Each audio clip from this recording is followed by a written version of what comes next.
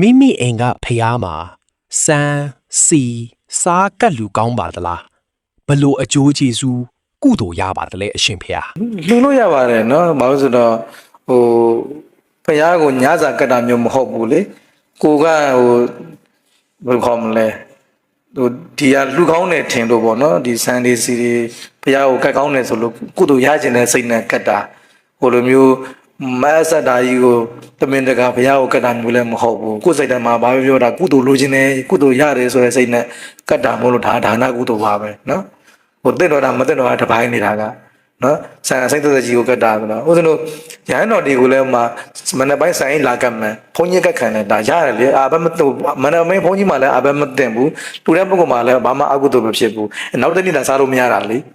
ဆန်ကတ်လို့ရတယ်နောက်တစ်နေ့တော့စားလို့မရတော့ဘူးပေါ့အဲ့သဘောပဲပေါ့ဘုရားကတ်တာပဲလေဘုရားလည်းနောက်နေ့မစားဘူးဒီဆန်ကိုဟုတ်တယ်မလားအဲကြောင့်ပြစ်မဖြစ်ပါအောင်နော်